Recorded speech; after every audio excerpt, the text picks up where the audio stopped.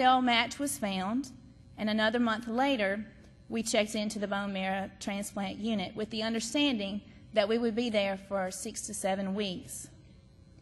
The day you check in, it's not like checking into a hotel.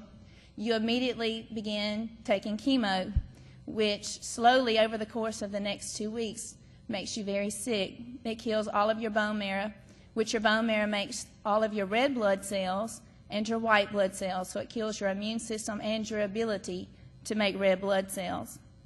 By day 17, her white blood cell count was 0, which meant her bone marrow was completely wiped out. This was the day that they injected her stem cell through her chemo port, and the day that we all began praying and waiting for the next couple of weeks to see if the new stem cells would take hold in her body. I never realized until this moment just how important blood donations were. After a couple of days after the transplant, her heart rate began to race, and her blood pressure was extremely low. She began running a high temperature, and the only thing she could do was sleep. I was in a panic. However, the nurse was not. She was very calm, and I could not understand because it looked to me that my daughter was at the point of death. And so I asked her, "How are you so calm? What's wrong?" And she said, "She needs some blood. And once she has blood, you'll see her health return back to normal."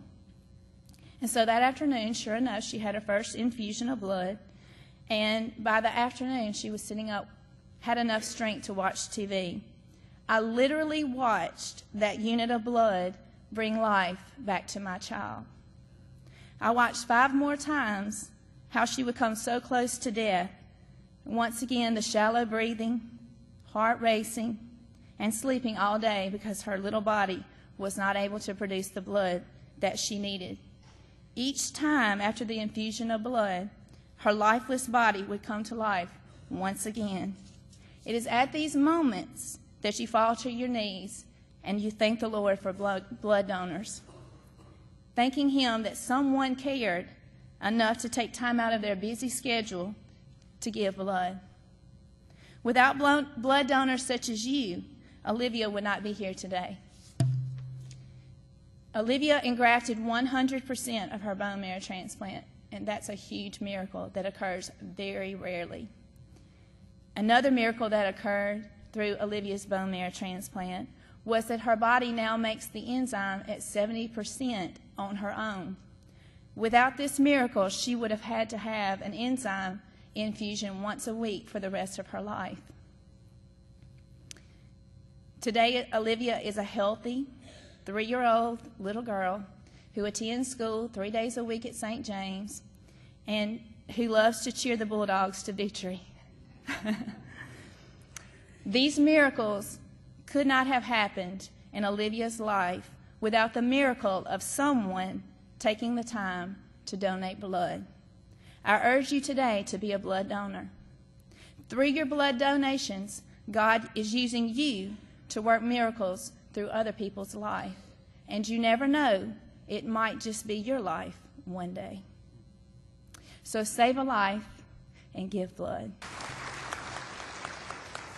Just a few housekeeping notes from Mr. Lee. Your blood donation is scheduled next Sunday, September the 30th, from 12 to 6, which is good because Mr. Lee has told me that he's going to shut the doors. And your exit will be to the blood trailer. No, I'm just kidding. But from 12 to 6 next Sunday, there are sign-up sheets that are inserted in your bulletin that you can place in the offering plate, or there are also sign-up sheets at the exit doors. Thank you.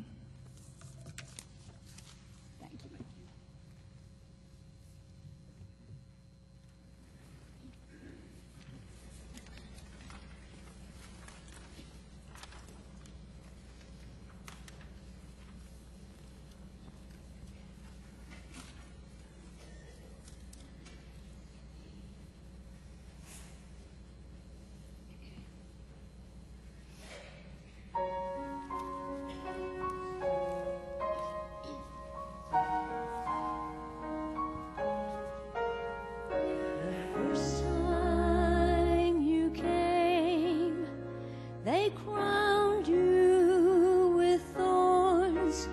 as on an old rugged cross you were laid. But the next time you come, it won't be as before, for this time we'll crown